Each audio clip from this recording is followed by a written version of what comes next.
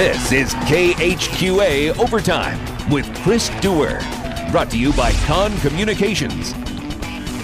This is KHQA. It's your news now. This is Saturday, June 28th, and you have indeed entered Overtime, our last such edition of this show until the fall sports season jump starts again coming up in August. And this will be my last show for a while as I'm set to embark on my annual July hibernation sanity restoring hiatus. Not that I don't love or won't miss you fine people, but the window of vacation opportunity in this business is rather small as football season will be here before you know it.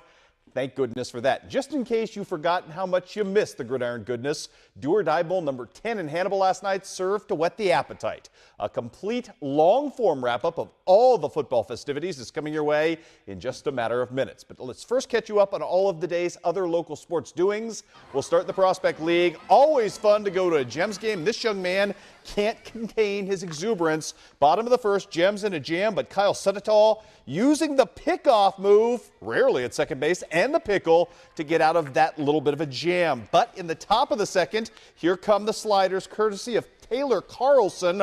RBI single out into short left field. That makes it 1-0. In fact, the sliders would build a 2-0 lead before the Gems come roaring back with 4 unanswered. They end up hanging on to win tonight and beat out the Raindrops. Final count in this one, victorious Gems.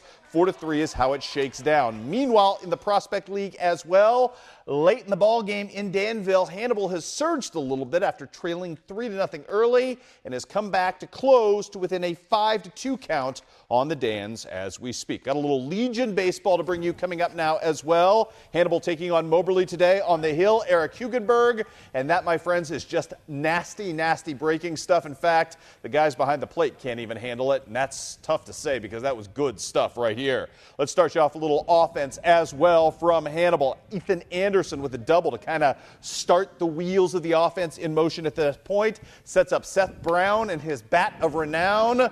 Just a little chopper right into short and center field to make it 1-0 in favor of Hannibal at that point. More from Hugenberg. Again, just low in the strike zone. Nasty biting stuff right there. Another strikeout for him right there. The offense picking it back up. Craig Smith about to start things off with the short gap wedge out into short left field, scores a run, but we're not done, not by a long shot. Scott Hoover, little swinging butt action in this one, as that, my friends, will plate another run. We're still not done with Hannibal. Caleb Kaiser going to step to the plate and get the job done as well, as Hannibal leaves no doubt about it today, pounding away at Moberly, winning by the final count in this one of 8-2. One other Legion score to pass along today for you.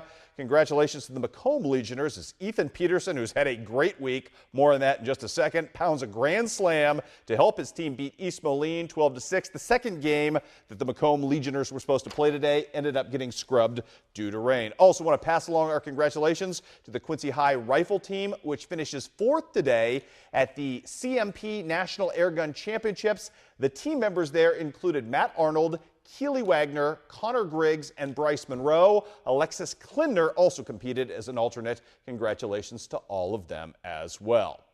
Well, over the weekend and over the course of the last 10 years, we have enjoyed some incredible June high school football showdowns in the Do or Die All-Star Game. Last night, however, really wasn't one of them. I can better liken the experience to watching a Mike Tyson in his prime fight, where the entertainment value came from watching a seemingly unstoppable athletic powerhouse wreak havoc in ways previously thought unthinkable.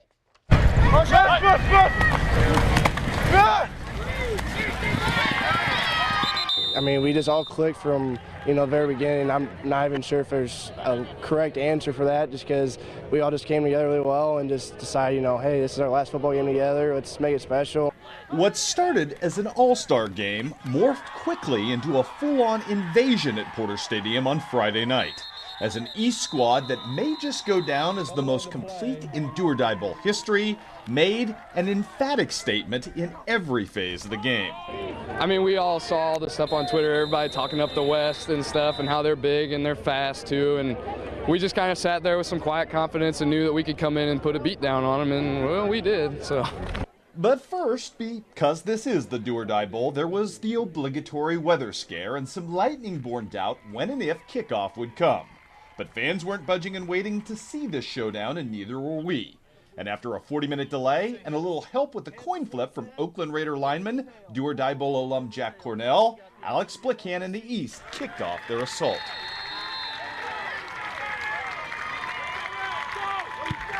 But in fact, it would be the West that looked to be the dominant squad out of the gate, bouncing back from 1st and 15 to move the chains on a critical 3rd down run by Hannibal's Mitch Nichols. The bigger punch was yet to come when Palmyra's Brock Butler went up top and found Caleb Kaiser on a 43-yard hookup. But the deeper the West penetrated into the red zone, the better the East defense would become. Malik Bondon here on the shutdown of Kaiser's jet sweep potentially saved a touchdown and set the tone for the rest of the stand.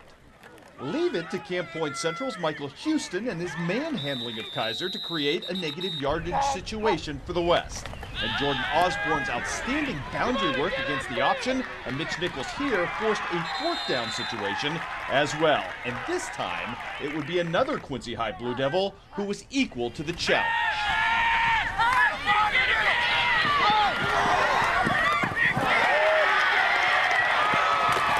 Had a really good week playing defensive back. What did it mean for you guys momentum-wise to kind of get that interception early? Oh, I really think that set the tempo for the rest of the game. I mean, just after that, we never really looked back at anything that we were doing. Malik Robbins would then carry over the Blue Devil momentum motif with a 45-yard carving of the West defense, spurred by a lethal block from Ethan Peterson, to put his squad in scoring position. A quick hitter pass between Bryce Schnitker and Pittsfield wide receiver Eli Petty would follow and set the stage for the game's first score, delivered by the one kid in the contest who'd never before won a high school football game in his career.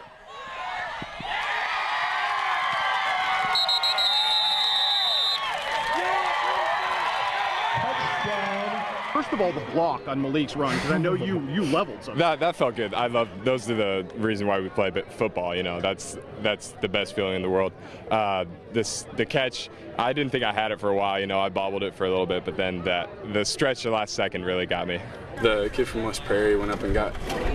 He was my guy. I think the first day of practice I threw it up to him and he just went up and got it, and I was like, okay, he can play. The rest of the first half was largely controlled by the defenses. Quincy High's River View with the tackle here for loss that kept the east side cranking, while the West would counter with a spectacular interception on the next possession by Bowling Green's Corey Brown, who got nearly vertical to the ground to haul this ball in. And yet their offense couldn't capitalize at any point, as a massive East defensive line led by Pleasant Hill's Smith twins shut down any kind and any semblance of interior run game. And in the second quarter, Bryce Schnitker's second rotation at quarterback lasted all of one glorious play, netting a 93-yard touchdown strike to his high school teammate Cody Wood of 93 yards to stake the East squad to a now 14-0 lead. And the ensuing West possessions in the first half went nowhere, as it was roast and destroy on defense, as the speed of the East defensive backfield showed out in numerous occasions, most especially from Jordan Osborne in chase down mode. Yes, sir. With me, Jordan, Malik, our linebacker, just 2 other kids from Notre Dame, we were just fast and big, and we came to hit, and that's exactly what we did. Oh, yeah. I mean, there was just a great bunch of guys. There's some amazing defensive players out there, and it was some of the best guys I've ever got a chance to play with, and so we just came out and played. Aided by a sensational fake punt from Bowling Green's Malik McPike and a pass interference call, the West did make one last charge into the red zone on the final possession of the first half. But defensive splash plays like this one from Q&D's Brady Genenbacher turned the ball back over on downs and sent the East into the locker room up 14-0 at the intermission. And we will have second highlights, and I can tell you it was awfully explosive after the break, coming up next as overtime continues.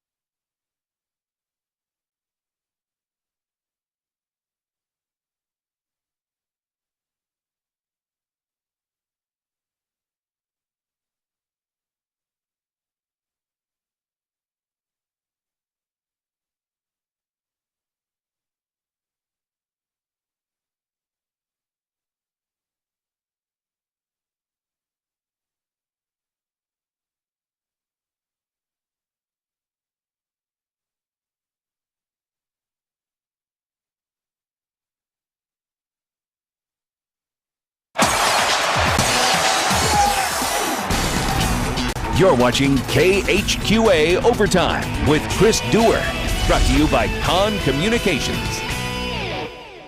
And welcome back to Overtime, everybody, and a shout out to everybody watching tonight in the gyms of Edina.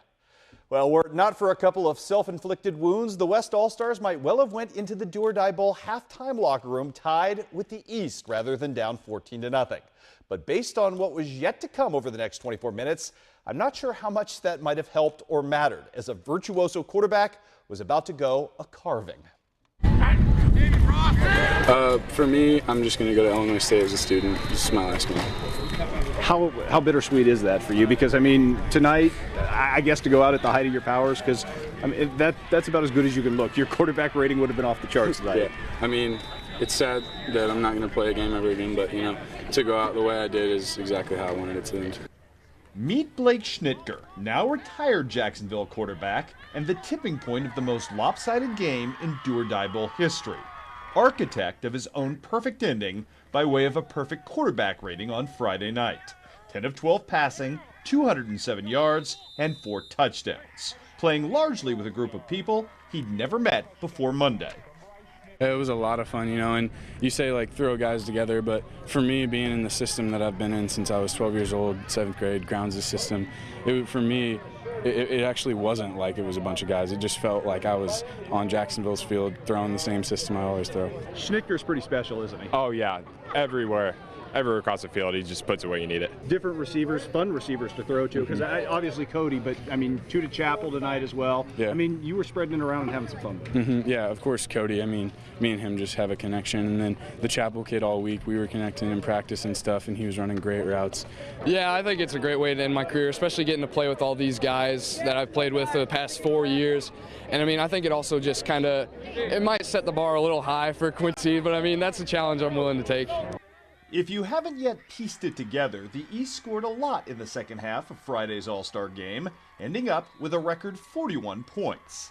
That total included 5 passing touchdowns and one last late show of ground game greatness from Malik Robbins before he becomes a defensive back at Northwest Missouri State. It's great to be out here and to be able to be a part of something like this. It's awesome. From a speed standpoint, you guys seem to have a sense of confidence, didn't you? A little bit, and with Illinois football, you play a little bit bigger and faster people. It's kind of what you have to do. But for as much as those big plays will be fan memories, it was the heroics on the other side of the football that may forever distinguish the greatness of this 2014 group. Oh, it was a blast. Playing with people like Malik Bondon and everybody else who's just an all-star all around. It's really fun to put all those kind of people on one team and see what happens. Oh yeah, it was great to get out there and play a different position, you know what I mean? I never played defensive end before, and they put me there. I was just like, I gotta come out and prove myself, so I just played hard. Heading to Western next year, is this a good send-off to your high school career? Yes, sir. I'm just glad I didn't have to end it with a loss. In the playoffs, I got to come back and redeem myself a little bit in the All-Star game, so it feels good. I can sleep easy now. Is there a safety net? I mean, if you miss and you know Osborne's going to come up, or Bondon's going to come up, or Clark's going to come up, I mean, what's that like for you to play with that kind of speed behind you? It's nice to know that you can trust everybody, because obviously you're going to make mistakes, and people, you know, got to know that people have your back. Victory may have been secured uncommonly early in this game, and that, of course, took much of the air out of the contest and much of the excitement out of the crowd. But for a certain West Prairie wide receiver, those circumstances were completely immaterial, as his rarest of victory parties could not have lasted long enough. All right, Ethan, it took 4 years to get to this point. First high school football win. How does it feel? It's amazing. There's no other words to describe it, really. Just awesome. How special is it for you guys to get him a win? Because I know you heard the story this week. A kid that looks like that, you'd expect, not expect that. Yeah, he came to practice, and I was like, wow, that's a big guy. His team must have had some success. And then actually today, I heard he hadn't won a game all 4 years. He actually was just in the locker room going around, hey, thanks, guys, finally get a win. You know, it was really cool to see that. Malik Robbins came up and said, you know, this was for all the guys, but it was great to get this for you. When you've got somebody you didn't know at the beginning of the week treating you like a teammate like that, what does that say about this squad, this East squad? We all want to be here for the game. That's all it is. We love the game, and we're out here, have compassion. He came out to me with 3.5 minutes left in the game and said, hey, congrats on your first win. That felt good. It's just passion. Some of these guys will never play another snap, and you know, you play with your heart, and you come out here and you ended on a great note. There's one of our guys that never won a game in his high school career, so you know that's meaningful for some people that are going on to play. So we just play with our heart and said we want to get the victory. I know this isn't a real game, but it is the real last time you'll play high school football. Talk to me about what it means to go out with a win, to have this kind of fun, and to get the first shutout ever in the history of the game, because I know how much you love to hit people. It means the world. If we wouldn't have won, I wouldn't have been upset. Playing with these guys was the win.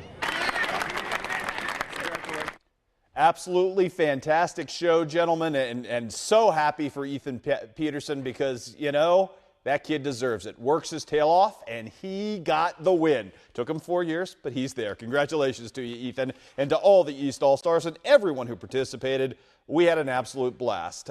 Just a phenomenal night of football, and I couldn't be more pleased with the way it turned out. Let's talk a little football into the future. I've been promising you we're going to start getting into this now that it is the summer, and we run a little opinion poll on the Facebook this week, the last couple of weeks actually, about your opinions and mine as to who the best returning offensive lineman in our area. And I will tell you point blank that offensive line might be the strongest position returning in our area. Certainly doesn't hurt to have a bona fide Division I, maybe two bona fide Division I guys at the top of the list. Obviously, Illinois recruit Gabe Mengenson leads our list after being recruited by 29 some odd Division I schools. Dylan Powell, he's probably just next in line as some of the D1s are starting to step up and really take a good look at Hannibal's finest, the returning All-Stater. Another returning All-Stater, somebody that doesn't get talked about nearly enough, Ryan Larrick from South Shelby. Absolute powerhouse at 270 pounds, playing against small school competition. I think Ryan is in line for a monster year as well. The top three are really good. There's some depth here as well to talk about. You're talking about Brown County's Gage Bowman, who's a returning first-team all-do-or-die pick, all-area pick. Ryan Egley, who might have as much potential as anybody on this list. Massive young man from Keokuk. Looks the part, certainly, and I think he's poised for a pretty good season as Keokuk football is starting to get back to the bigger line it had a couple of years ago when it really kind of showed out with Wes Bradley and that crew. Jordan Smith, young man who has to stay healthy, but he's got all the size in the world at Concord Triopia, all the skills, just has to capitalize them on this year and, again, stay healthy. And I really like Riley Poston from Knox County, young man, returning starter, another 260-pounder, pretty athletic for his size. Again, playing Knox County ball against the Tri-Rivers Conference, thinks has a chance to really stand out as well. Let's shift gears now, talk a little running today. You are looking at 9-year-old Connor Bross in the Raider Classic, 28th overall today in the men's 5K. Nicely done, young man. Let's take you to the top of the women's 5K. First place overall to Caitlin Robbins, 13 years old out of Liberty, 20:39 her time. Just ahead of your second place finisher here, Jocelyn Walsh of Canton. Just 15 seconds back at a time of 20:55. Third and fourth place right here to Autumn Smith and Morgan Groth, respectively. And in fifth place in this one, Haley McNay of Quincy, who we'll see rounding out the finish line coverage right here. But we have more to talk about as well. Let's show you some highlights of the race walk as well. We can just call it the Dave Clark 5K, as he finished in 33:51, nearly 9 minutes ahead of his next closest competitor, Dave Clark, the pride of Hancock County. Thumbs up for Dave crossing the line today. 10K men's, well, the Marlowe family out of Roseville, Illinois, dominating. This is Chase Marlowe at a pace, get this, a less than 6 minute mile pace in the 10K. That's flying. Finished in 36:42, his pace 5:55. Second place, our man Jared Schmidt, who found just enough time coming to the finish line, the pride of Liberty, to take a swing at yours truly. Gotta love Jared. He was getting me in shape, he said, for the Do or Die Bowl. I had to tell him the Do or Die Bowl was last night. Cross country guys, they don't care about football. Third place, Dion Malincrot of Pittsfield with a nice run as well. Congratulations to those folks in the 10K women's. Interesting finish for Dion as well. By the way, 10K girls, it is Karen Pasley of Macomb doing her thing. She ran a time of 45:46, and I want to leave you with highlights of the women's race walk, won by Marcia Huber, coming up right here in a time of 40:24. And we, my friends, will have more overtime for you straight